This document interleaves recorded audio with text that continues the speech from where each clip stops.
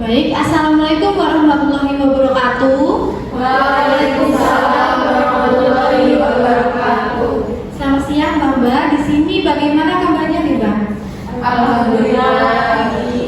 Nah, izinkan kami memperkenalkan diri. Kami dari mahasiswa Fakultas Keperawatan dengan kelompok hipertensi lansia. Di sini dengan saya Putri Audrey, bisa dipanggil Putri. Dengan saya Putri Nabila, biasa dipanggil Nabila. Saya Malika Balkis, bisa dipanggil Balkis. Lalu saya Tasya Dwi, bisa dipanggil Tasya Mbak. Nah, di sini yang sudah diperlihatkan di sini, kami akan memberikan penyuluhan atau sedikit informasi tentang hipertensi. Sebelum saya melanjutkan tentang materi hipertensi sendiri, teman-teman saya akan menyebar sedikit soal yang bisa dijawab Mbak sesuai dengan kemampuan Mbak. Terus ingatnya Mbak, apa sih hipertensi itu? Silakan.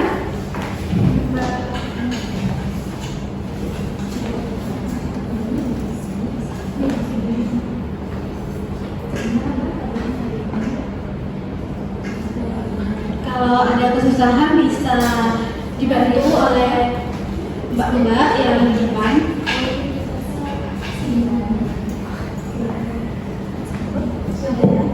Terima kasih Mbak. Nah, Mbak sudah menjawab sedikit soal dari penyakit hipertensi sendiri. Dengan usia Mbak yang seperti ini, apa yang Mbak ketahui tentang hipertensi? Ada yang bisa jawab salah satu? Darah tinggi. Gimana Mbak? Darah tinggi. Iya betul. Untuk lebih spesifiknya, darah tinggi itu di mana tekanan darah atau tensi darah yang biasanya Mbak periksa di puskesmas itu melebihi dari 120/90, atau biasanya umur Mbak yang segini biasanya bisa menginjak sampai 140/90. Nah, hipertensi sendiri ini dikatakan sebagai pembunuh diam-diam. Kenapa? Soalnya hipertensi ini tidak memiliki tanda gejala yang jelas. Jadi tiba-tiba pusing. Jadi mbak-mbak sekalian ini kadang menyepelekan gitu. Nah, untuk faktor-faktornya, yang pertama yaitu faktor yang tidak dapat diubah, seperti riwayat keluarga, usia, dan jenis kelamin. Nah, jika mbak-mbak memiliki keluarga yang mengalami hipertensi, sayang sekali karena faktor ini tidak dapat diubah. Nah, oleh karena itu ada faktor risiko yang dapat diubah seperti menjaga pola makan, karena jika pola makan tidak sehat, mbak rentan terkena penyakit hipertensi. Lalu selanjutnya kurang aktivitas fisik dan obesitas. Obesitas itu berat badan mbak melebihi normal. Jadi mbak harus menjaga pola makan tadi. Lalu selanjutnya mengkonsumsi alkohol dan merokok. Selanjutnya stres, dan mbak yang memiliki kolesterol tinggi juga rentan mengalami hipertensi. Diabetes juga begitu Mbak. Lalu yang terakhir yaitu henti nafas. Dan untuk gejalanya sendiri yang sering ditemui bagaimana Mbak Putri Nabila? Jadi Mbak yang sudah tahu kalau terkena hipertensi atau darah tinggi, biasanya apa yang dirasakan Mbak? Pusing. Ya benar. Terus? Oh ya benar. Terus ada lagi? Oh ya benar. Ada lagi Mbak? Nah, baik, lebih jelasnya itu gejala yang dapat dirasakan ketika sedang mengalami hipertensi atau tekanan darah tinggi itu sering sakit kepala, terus gangguan penglihatan, yang benar tadi katanya mbahnya, yaitu penglihatan kabur, terus mual dan muntah, nyeri dada, sesak nafas, bercak darah di mata, muka memerah, dan yang paling utama itu pusing biasanya. Lanjut. Nah, nanti hipertensi atau tekanan darah ini apabila didiamkan Mbak, itu akan mengakibatkan penyakit-penyakit lain muncul. Contohnya seperti penyakit jantung, stroke, penyakit ginjal, terus kerusakan retina mata, dan penyakit pembuluh darah tepi serta gangguan syaraf lainnya. Next. Nah, untuk mencegah hal itu terjadi, maka Mbak harus melakukan pencegahan. Yang pertama itu mempertahankan berat badan ideal, sama seperti yang dikatakan Mbak Dinda tadi ya Mbak ya.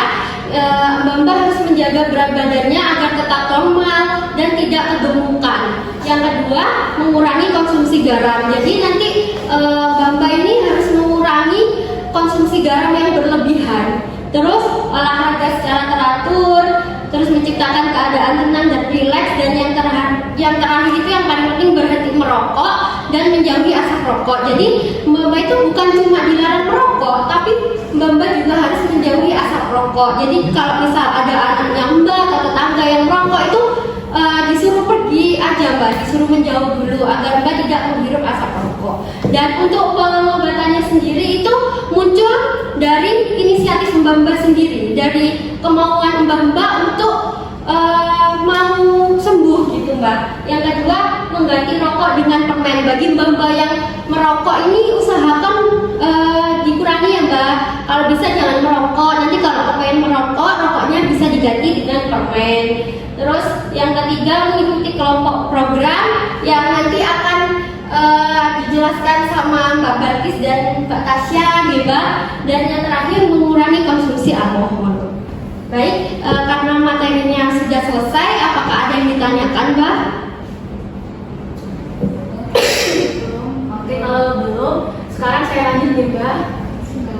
Jadi seperti yang telah dijelaskan oleh rekan saya tadi, untuk penanggulangan hipertensi itu kan menjaga pola hidup yang teratur, dan ada juga dengan melakukan aktivitas fisik gitu. Nah, jadi ada salah satu aktivitas fisik yang dapat dilakukan oleh Mbak, yaitu namanya senam hipertensi. Jadi senam hipertensi itu merupakan salah satu olahraga yang dapat meningkatkan aliran darah di tubuh Mbak dan memasok atau menambah banyak oksigen di dalam darah Mbak. Jadi kalau misalnya aliran darahnya meningkat, oksigennya banyak, jadi nanti tekanan darahnya itu juga menurun Mbak. Jadinya hipertensinya terjaga dan terkontrol. Nah, selain mengontrol hipertensi, manfaat dari senam ini ada yang lain Mbak. Salah satunya itu mengurangi resiko dari penyakit jantung serta stroke. Jadi kita enak ya Mbak melakukan satu kegiatan tapi bisa 3 masalah yang teratasi. Lalu yang lainnya yaitu mengurangi plat dalam pembuluh darah. Jadi apa sih plat itu Mbak? Jadi di dalam pembuluh darah itu kalau misalnya ada plat, itu pembuluh darahnya itu terhambat Mbak. Nah kalau misalnya darahnya terhambat, maka nanti darahnya itu tekanan darahnya bisa tinggi. Kalau misalnya bisa tinggi, maka Mbak itu bisa mengalami hipertensi. Salah satu gejalanya tadi bisa pusing, terus sakit kepala Mbak gitu. Kemudian untuk cara melakukan senamnya akan dijelaskan oleh rekan saya. Baik, tadi Mbak kan sudah dijelaskan nih sama Mbak Tasya apa itu senam hipertensi, kemudian manfaatnya juga sangat banyak sekali ya.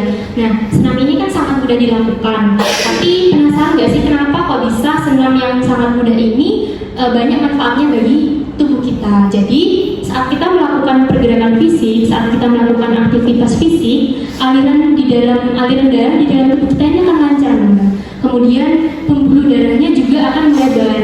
Nah, misal Mbak ini lagi nyiram tanaman, pakai selang yang sempit, pakai selang yang kecil, sama selang yang besar. Nah, pasti kan aliran airnya kan berbeda. Pasti lebih cepat, tekanannya itu lebih kuat di selang yang kecil dibandingkan dengan selang yang besar. Nah, seperti itu, sama seperti yang ada di dalam aliran tubuh kita. Kalau pembuluh darah kita itu sempit, otomatis tekanan darahnya akan tinggi juga. Nah, setelah kita melakukan senam, pembuluh darahnya akan melebar, otomatis aliran darahnya juga akan terkontrol, tekanan darahnya juga terkontrol. Nah, setelah tekanan darahnya terkontrol, apa yang akan terjadi? Oksigennya itu juga lebih lancar, mengalir dari kepala sampai ke bawah itu juga lancar. Dan nanti pusing-pusingnya itu juga berkurang, kemudian pegel-pegelnya berkurang, mata kaburnya juga berkurang. Nah, seperti itu. Lalu gimana sih Mbak cara senamnya yang benar? Nah, tentunya kita cari dulu nih tempat yang aman, tempat yang datar, jauh dari kendaraan bermotor, kemudian jauh dari bahaya-bahaya lainnya. Setelah itu pastikan Mbak menggunakan pakaian yang nyaman, pakaian yang longgar, berbahan kaos. Nah, seperti itu. Setelah itu kita lakukan pemanasan dulu kurang lebih selama 5 menit. Lalu kita baru melakukan senam. Nanti senamnya kita akan madu ya, saya dengan Mbak Tasya. Nah, setelah melakukan senam kurang lebih selama 5-10 menit, kita istirahat dulu, kita istirahat dulu selama 5 menit. Nah setelah itu kita lakukan pendinginan kurang lebih sama seperti pemanasan yang tadi selama 5 menit. Nah kira-kira kapan sih Mbak kita harus melakukan senam ini dan berapa kali dalam seminggu? Nah untuk baiknya itu sekitar 3-5 kali dalam seminggu. Bisa waktunya 30 menit sehari itu sudah cukup. Tapi kalau misal Mbak nih kayak pengen lebih sering lagi itu juga lebih bagus ya Mbak, seperti itu. Oke Mbak Tasya mau lanjut dicontohkan untuk senamnya? Oke, ayo sekarang mungkin Mbak-mbaknya bisa berdiri ya. Bisa berdiri ya. Kita senam biar nanti sehat. Oke, ini untuk mempersingkat waktu pemanasannya tidak usah dulu ya, kita fokus ke senamnya dulu ya. Gimana Mbak Tasya? Coba. Pertama kita harus jalan ke depan seperti ini Mbak. Ya, jalan ke depan. 2 kali 8.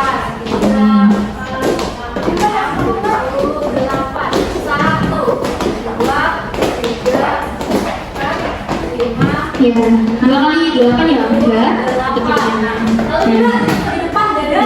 untuk ya. Dilakukan ya Mbak, 2 kali 8 juga. Ini jarinya rapat dulu ya, nanti 2 kali 8. Nah, setelah itu 7, 8. Lalu dilebarkan jarinya Mbak. 6. 2 kali 8 ya Mbak. Ini contohnya dikasih 1 kali 8 dulu nih. Ya, soalnya waktunya sudah kali ya. Terus ini Mbak, ditautkan jari-jarinya. Iya. Apa juga? Nah, benar. 8. Kemudian ini Mbak, ini. Nah, Ngadep ke atas ya. ini dipertemukan Mbak. Nampaknya. Oke. Sekarang dibalik ke bawah ya. Tuh. Nah, sekarang ininya dibuka. Gini Mbak. Iya, seperti itu. Nah, tuh. Nanti berat tadi ya, kanan kiri juga. Sekarang Kalau dibalik. itu dibalik dulu Mbak, ini. Nah, kalau udah gini baru disiku Mbak. Ini. Ini ditepuk-tepukan ya. Iya, di situ. Nah, iya. Nanti yang kanan juga gantian kanan kiri. Nah setelah itu Gini Mbak, gini set. Iya, gerakan jongkok. Jongkok Mbak. Memang agak sedikit pegel ya Mbak, tapi kalau misal kuat nggak apa-apa, yang penting disikit aja nggak apa-apa. Misal punya asam urat ya. Ya sudah. Ini Mbak. Kita. Nah ini gerakan terakhir, ditepukan ke perut. Nah, udah ini 2 kali 8 juga Mbak. Nah kalau udah gerakan ini maka kita lakukan pendinginan. Biasanya pendinginan itu gerakan yang lebih santai lagi Mbak, seperti jalan saja putar-putar kompleks, jalan cepat juga bisa, jalan santai juga bisa. Itu kan sama aja kayak meregangkan otot, kemudian melakukan aktivitas fisik lainnya seperti itu. Sudah, monggo duduk dulu Mbak. Ya, terima kasih ya. Gimana Mbak? Rasanya setelah melakukan senam Mbak? Gampang kan Mbak? Gampang ya, insya Allah ya. Bisa ya dilakukan di rumah? Nanti minta tolong sama anak atau cucunya untuk dibantu senam ya Mbak, kalau saya nggak mau sendirian. Oke, baik. Ini karena materinya sudah selesai, juga senamnya juga sudah selesai. Mungkin Mbak ada yang ingin ditanyakan terlebih dahulu? Saya. Oh, oke, monggo Mbak. Ya, saya sebutkan namanya. Baik, nama saya Tutu. Saya ingin bertanya apakah senam itu hanya untuk hipertensi saja atau boleh untuk yang lain juga? Oh, gitu. Baik, pertanyaannya bagus sekali ya Mbak. Jadi senam ini boleh nggak sih sebenarnya buat yang nggak hipertensi? Sangat boleh sekali. Justru kita harus mencegah sebelum kita mengobati. Ya. Jadi baik yang sudah punya hipertensi, baik yang berisiko hipertensi maupun yang belum hipertensi atau tidak hipertensi ini sangat dianjurkan untuk melakukan senam maupun aktivitas fisik lainnya. Nah untuk yang Mbak ini kan karena senam sangat mudah dilakukan, maka sangat dianjurkan untuk melakukan senam ini seperti itu, baik untuk mencegah maupun mengontrol tekanan darah. Ya. Karena ini materi dan pelaksanaan senamnya udah selesai, sebelum kita akhiri kita melakukan ngerjain soal lagi ya Mbak. Kan tadi udah dapat materi, jadi mungkin Mbaknya jadi lebih paham nih tentang ngerjain soalnya tentang hipertensinya. Saya kasih waktu 3 menit aja ya Mbak.